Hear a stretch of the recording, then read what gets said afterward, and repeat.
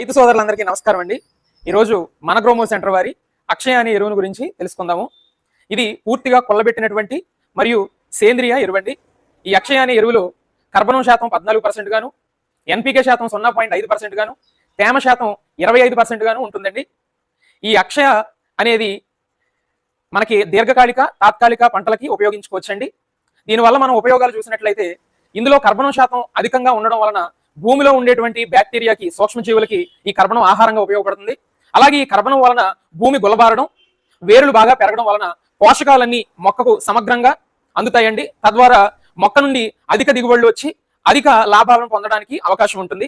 ఈ యొక్క అక్షయ అనే ఎరువుని మన గ్రోమర్ వారు రికమెండ్ చేసే విధానం మనం తెలుసుకున్నట్లయితే దీర్ఘకాలిక పంటలకు 8 నుండి 10 బస్తాల వరకు వాడుకోవచ్చండి. అలాగనే తాత్కాలిక పంటలకు 1 బస్తా నుంచి 4 బస్తాల వరకు దీనిని మనం వాడుకోవచ్చండి.